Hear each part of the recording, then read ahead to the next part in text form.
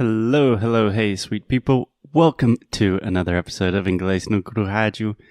Today I am here with my partner in crime, Alexia, and our our other partner in crime, who's probably going to make some noise during this episode, Buddy.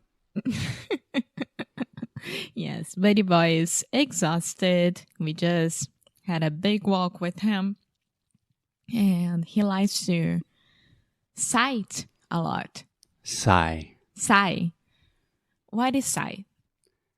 Yeah. Suspirar. Yeah, so when you sigh, that's like a sign of relief. So this is S-I-G-H. One of those weird words that has a G-H, like high, taught, bought. Those weird GH words. Yes, and it has the same sound as sign, like to sign a paper. Right? Yeah, almost. Sign, sigh. Yeah, almost. Yeah. Okay, with that out of the way, what are we talking about today, Alexia?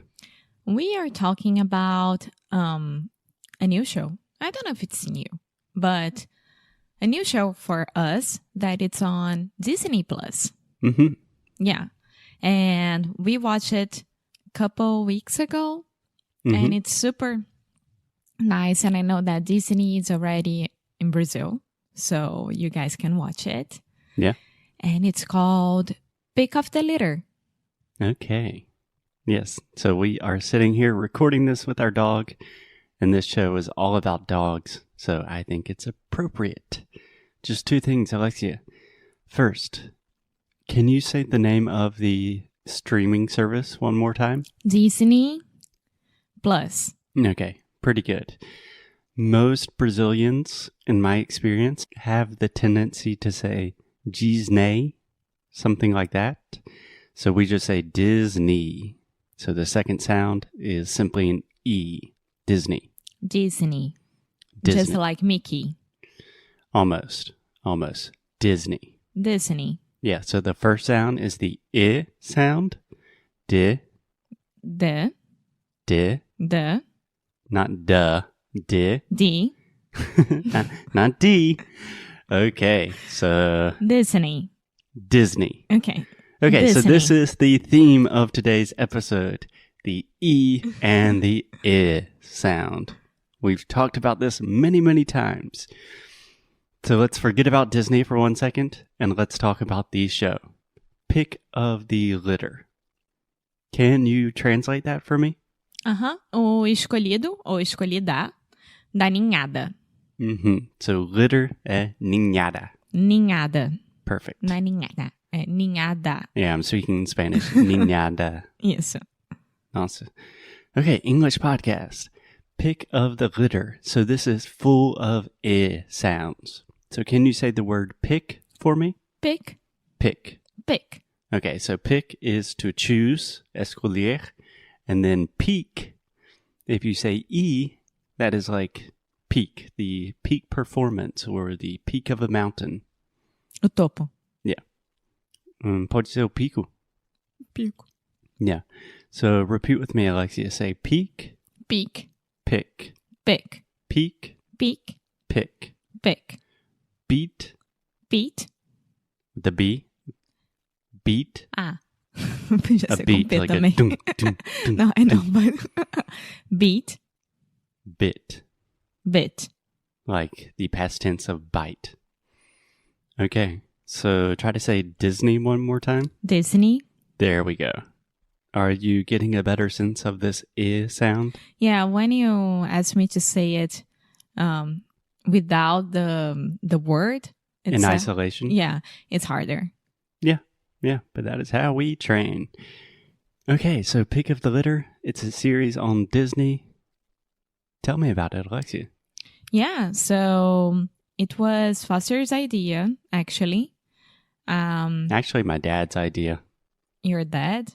Yeah, so Pick of the Litter is a Disney series based on a documentary. So there was a movie or a documentary called Pick of the Litter, and then Disney decided to make a 6-part series about it. Yeah. So, as you guys know, we love dogs and we have a pretty cool one here. And Buddy is a hunting dog, right? So, before I explain everything about pick of the litter, I think it's important that people know that the different kind of dogs that you can have. So you have a pet dog that is just like a pet that it's with you and he doesn't have to do any work. And then you have the working dogs, which can be hunting dogs, which can be the canine dogs from the police officers and military and airports, right? Dogs that do work in a more formal sense. Yes, exactly. Can I clarify really quick? When we say Buddy is a hunting dog, we are saying that the breed is a hunting dog. Yeah, he's a Brittany dog, Le Pagnon Breton, that they call it here in Portugal. But we do not hunt personally. No, we don't. Okay, just clarifying that. If ever Buddy kills any other animal, bird, or whatever, it's going to be a huge accident and I'm going to cry for weeks, but that's it. And then you have the service dogs, and service dogs can be for people who need it because they use it as emotional support.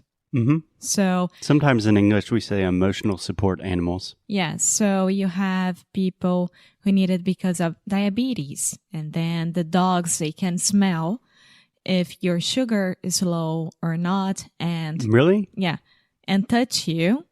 So they have dogs that can essentially smell your insulin levels. Yeah, that's crazy. Well, people were using dogs to detect coronavirus as well. Yeah.